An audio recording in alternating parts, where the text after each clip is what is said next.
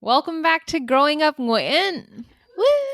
Chào mừng quý vị. We back. Things have changed since our first season's launch. Though we're still in a pandemic, we have multiple vaccines now, and there's been a lot of social activism for racial justice. I think through it all, we all need mental health services. Yes, absolutely. I remember when I first went to a therapist after Bo passed away.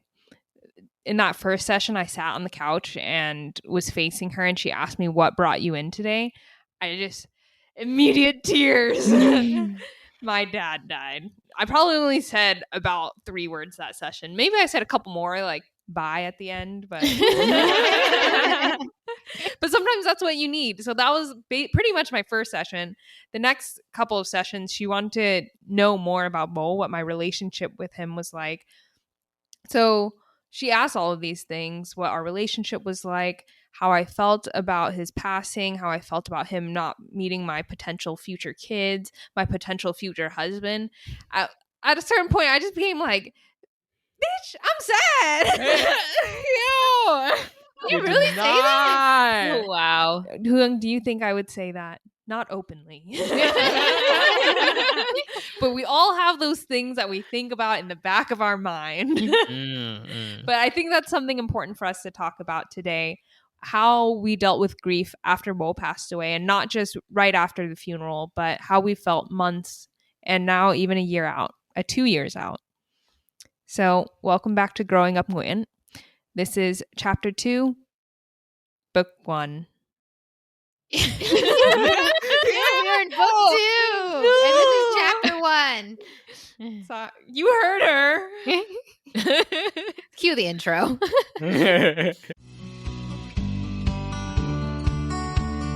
Welcome to Growing Up Nguyễn, a story of 4 siblings holding on to our identity while fulfilling our parents' dreams. I'm Hương. I'm Karin Hạnh. I'm Hedda Hiếu. And I'm Ben Hoàng. These are the blessings and challenges of growing up Nguyễn in America.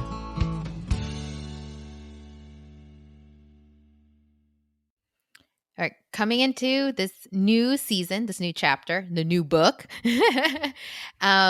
we've had a lot of time to be with ourselves for the past year in quarantine. But just to pick up where we left off in the last season, we were exploring our identity as Vietnamese-Americans, kind of those moments that feel as if though you're being pulled to being on one side like American and another side Vietnamese, and working together for our own selves to build a bridge of those cultures. And interestingly, it came up when Mo passed away, and we were putting together his funerals, in which we were putting together Vietnamese traditions as well as kind of blending in what we've learned in Western culture.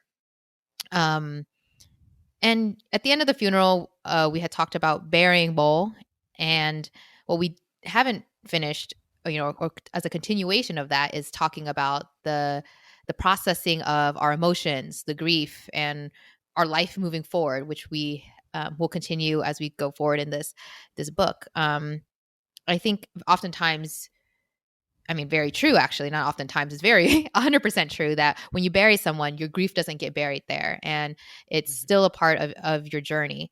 So for 100 days after the burial, we as a family prayed every night. We do have a prayer book. We went through the rosary. And that's something that we can always share if anyone is curious what the Vietnamese prayers look like. And there's a set that can be said every night. But I found it's comforting. Growing up, we are Catholic, and at times, that's a whole nother story, our relationship with our religion. But in this sense, having that sense of tradition, having 20 to 30 minutes every night that we came together to pray for Bo felt comforting to me. And even though he was because he was in New York, we called you in when you could, and Huang in Santa Cruz. We gave you a holler. And so that's what we did for 100 days. And after 100 days, we did have a mass to commemorate 100 days. And I don't know where the numbers come from. Maybe there's actually someone who's already understood the emotions that come with after a passing. But I do feel like when you hit that 100-day mark, there's something that internally you feel has changed, I think. And it kind of props you up for the next set of stages that come with processing the emotions. Does it have to do with memorizing all the prayers after? Oh, maybe that's maybe that's an accomplishment also. that was it.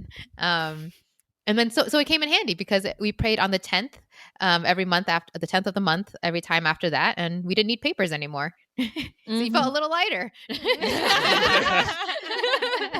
Figuratively or literally speaking. Both. Yeah. I know. So we talked about doing prayer as something that's helpful for us in some ways. For me, I also, had this. Oh, I felt for the past year I had this blockage, or maybe for a few years I've had a blockage in writing a book. But I just remember one evening, actually it's more recently, just probably like this summer. So it was like 2-3 years, whatever later. I was writing, and then I had this like moment where I had I don't know, just started bawling as I was writing.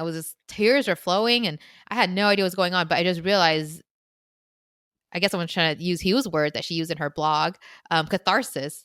Is it right? Oh. It just felt like an outlet. And I mean, I felt really good after that. I think everyone usually does when you just have a good cry. I've been there. There we go. And I mean, that's probably one moment. I'm sure there's probably another one that comes up. There's one big cries, but multiple big cries that you come through in your life. Mm-hmm. Mm-hmm. I think in terms of, oh wait, Han, weren't you there? I remember you saying something about the way I would describe it is, oh gosh, you know how you have you're getting a massage or something of like a very calming, like all of a sudden you have like the bells ringing, which is the click clack of the keys, and all of a sudden you hear like the little the stick going around the big giant like well thing. And also you're in a sound bath. That's what I'm saying. You're in a sound bath where all of a sudden the click clack of the keys and the tears are all blending into one. And then I was like, hold on, I didn't sign up for a sound bath. What's going on? I turned to my left because I was just doing something else. And then I realized she's like in full tears and like a entire tea just flowing, streaming, and like the floodgates had opened, really. And so I felt like, well, I need to check in with her. I was like, hey, are you okay? Because this wasn't discussed prior to you starting this little project. And then I was not aware of this plan. The other half of it was just like, obviously some things are coming out for you. And I feel like maybe in the writing of it, or like the imagining of it, or the memory of it that's being unlocked, there was something there and very present. And I feel like that was so much a part of like just holding your grief and like being there. So and I wanted to make sure I was there to support her in the best way I could, be it like tissue papers or just, you're doing great, sweetie. Yeah, I'm gonna say I felt it because in my head, you know what? I didn't have to say, "Bitch, I'm sad." Oh my gosh. Oh my god. Well, now we know this book Hương is going to publish. It will be written with tears, so it's gonna be good. It was her literal tears. It was written with her tears. But no, I can definitely relate to that. I think in publishing my blog, what Hương was kind of alluding to earlier, that blog came about as from a series of journal entries that I wrote after Bo passed away. And I think there's definitely that sense of catharsis that comes from it. But when you write out how you're feeling, there's so many emotions that come up just from thinking about the situation, of all the things that came about from it. And at that time, I didn't want to act as if my grief was or is disconnected from who I am, just because we don't talk about grief openly or in public very often, because Bo passing away has been a huge part of my life.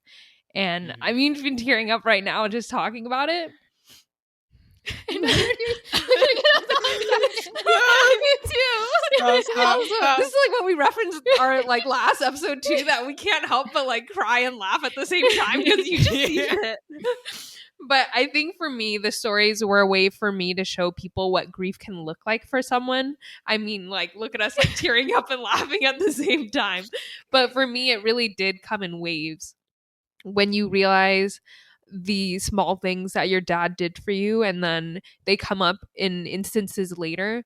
I was really lucky to have friends around who realized and understood, maybe like not understood because they had gone through it or something like that, but could be empathetic to everything that had happened along with Mo passing away, that they were there for me in those moments. And that's why throughout my blog, that's something that I really focus on, the fact that I think my priorities in that sense kind of changed because people and the relationships that you have are something that is hugely important to me. So, and also, if you haven't read it already, that blog is available on our website, growingupnguyen.com, and it's also on Medium. Yes, go check it out. Wow. You brought up like a lot of different things here. Like those like little moments when you notice that something's missing. I think of every time I come home and we're always together, all 5 of us.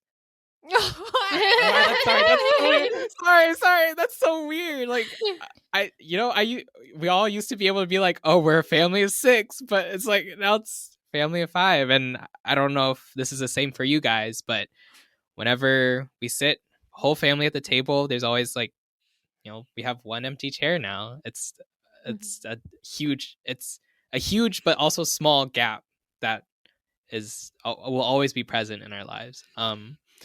And also, just thought of this right now, we all just had our first birthdays without Ball. That's pretty, like, I don't know. It's a weird milestone, I guess, or something to think about. Just like, this is the first time we have someone that won't be there for a significant event. Wow. And you ever notice that cupcakes come in packs of 6? What are we gonna do with the 6th one now, Hio? Exactly. They sometimes come in packs of 4 too. Damn, man, what are you trying to say? I didn't mean it like that. Yeah, I don't know. I was thinking that it was interesting that you guys like turned to writing and journaling as a outlet for your emotions. I think when I got back to school after Bull's funeral, the first thing that I definitely picked up was like working out, building a routine to keep myself moving. Because if I was physically moving, I could maybe like also emotionally move forward and like mentally move forward as well. So that was one of the first things I did. And the second thing was I spent a lot of time at the music center. Music, I'm sure you guys know, it's been like a very big part of my life, and it's always a reminder of Bol, because Bol has always attended piano recitals, piano lessons. When I did choir, he would always drive me to rehearsal, go to all the choir concerts, even visited in Estonia to see me sing at the Laulupidu.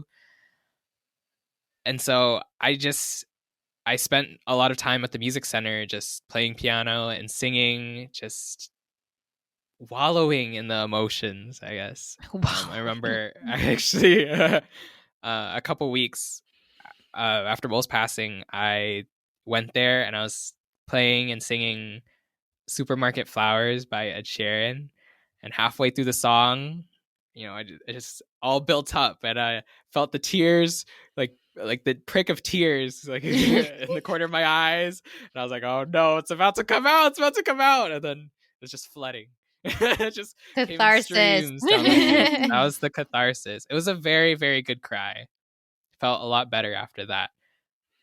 I don't know if this is like lucky or not, but no one came by and like knocked on the door to see if I was okay. But also, like, I was in a room by myself, and I guess it would have been weird if you were like, you okay in there? Are you done using the piano? Said, bitch, I'm sad. Yeah, I'm sad. That's why I'm crying. Yeah, that was my tool for catharsis, I guess. Yeah. Yeah, and I feel like it was like weird or different for me, just in the same way, but in a similar in a way that I feel like Bo gifted you music, and I feel like he gifted me art, and I feel like that was my tool for processing my grief, and because it just there was this like a longing for like for him to be here, but also a longing for just like pieces of like things that I was losing, my family history, another part of like my family, you know, and another part that made me feel like home. And so I felt like all of this culminated into a sense of like, oh, I really need to create an art collection that speaks to this home sickness, like belonging, kind of identity mixed in, and like Vietnamese culture too. And I think that hopefully my intent is that anyone with this like dual identity or like immigrant background can really resonate, because since they too, like me, want to remedy this disconnection with a sense of belonging and a sense of home. And I feel like art has really reminded me of Ball in the way that he's like, he noticed just that, you know, hey, this kid is like really into art. Let me just sign him up for some art classes. And I feel like that's a very cool parent thing to do when you notice like your kids like taking interest in something and then also encouraging it in the same way that he encouraged your music clang. And one of the things that's come to me while doing my art is like, there's like one quote that particularly means a lot to me, which the things that are meant for you will wait for you. And so I've been doing art for a while. It's just like been a hobby since like high school. I always been like, I have like very, I guess, short projects, things that kind of wrap up pretty quickly, or like I'm just going to sit down and do this. But none of it has ever been like this long, or a collection that I've working on for months. Actually, I've been starting April this year. I've been through 45 ideas, sketched out 25 completed pieces, and I don't feel like I'm done yet. Because grief isn't done yet. Okay. Thank you. Thank you. Continuous journey. But I'm at this place where no matter how hard I try, like, or however hard it feels, I also feel a sense of ease flowing into my body, and just things falling into place exactly as if like things were meant to be, and I was walking along this place as if of creating this collection exactly as I in due time. And I think I was journaling about it, and I said something along the lines of, my soul had found its mate. Oh wow. Yeah, I just in that moment I felt like so deeply that in my heart and in my core that this collection found me when I didn't even know I was searching for it. And then on top of that, it made me think that perhaps it was waiting for me to when I was ready to expand and explore more of my artistic self. And because I've been it's been hibernating for so long that it grew a part of me. And so like, of course, like what I'm expressing is going to be a part of me out into the world, but also that it's going to grow, it's going to shape a big part of like who I will be as well. And I this just like one last thing on this. I think that one thing I do want to come across is there was such a sincerity in the way that Bo raised me. I mean, he was like a hardworking father. And on top of everything else he did, like raising 4 like amazing kids. Thank you. I just wanted to show up in my work with sincerity too. So I've been putting a lot of hours into the researching of certain items before I choose to draw them. Researching like, oh, what is the meaning of this? Or just big conceptual ideas before they show up in my work. And I feel like the same sincerity that he would take in caring for me, like simply just like by cooking for me, by showing me how to do my homework, by checking in on me and like which is checking in on me, but like maybe talking about stocks or something else instead. Just something that's completely like the way that your parents checks in on you just to know that they're thinking of you, but there may not be like a direct question to say, hey, how are you doing? But I just want that sincerity to come across whenever someone views my work too. But I just feel like I'm at the creative crux of something so beautiful, where there's so many possibilities and there's hope and there's just like an idyllic sense of like future. And I feel so blessed and so incredibly lucky to have reached this point in this collection. And I know that there will be more. And the thing I keep telling myself is that I've been waiting for this collection to arrive almost, it feels like my whole life. But what's even more exciting is that my future self is waiting for me to arrive at when it's done. Yes, Han. Manifest it. Well, something that you brought up that is standing out to me now is just talking about an idyllic future. And I think just tying it all back together, I think it was all really hard for us. Oh man, I'm like it was all really hard for us once Bo had passed away to think of a future without him. And so oh man.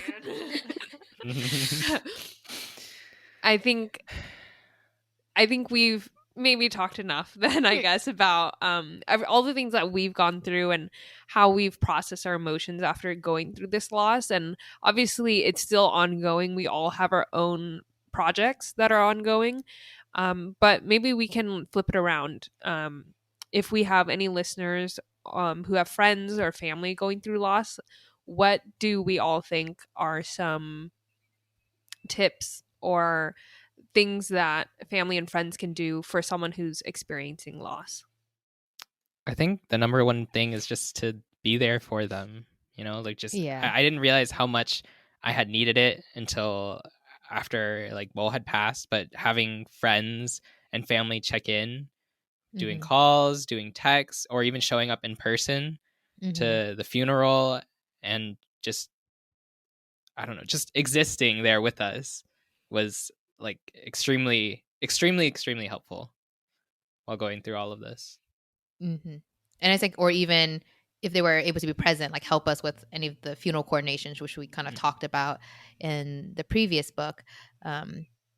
But as you move forward, things like bringing over food or hanging out, like those are all like friendly distractions from, and I say friendly distractions because we're not trying to avoid it. We just, sometimes it's nice to take a little break and laugh a little over food. So presence and presence. Yes. That's a good summary. And then I think this ties really well into our next episode, which we're going to talk about love languages, because love languages, of the love languages, 2 of them are, presence and presence. And we're just wanting ways to show and let someone know that they're not alone and that you care for them. Yeah. And I think we're going to go through this book. The theme that's kind of come up a lot for us is the idea of belonging. And we know that grief and loss is part of a human experience. And, it's when it's, you help me out. I think when we experienced our own loss, it was difficult to feel like there was a sense of belonging, especially because we're different ages. We don't all have friends who have experienced the loss of a parent.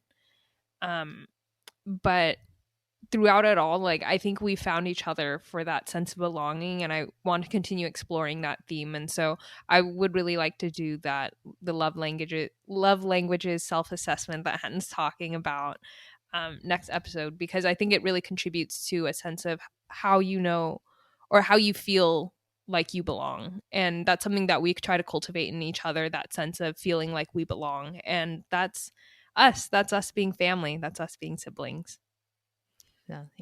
So get ready for a self-assessment, and we'll see you in chapter 2. Yeah. Bye, everyone. Bye.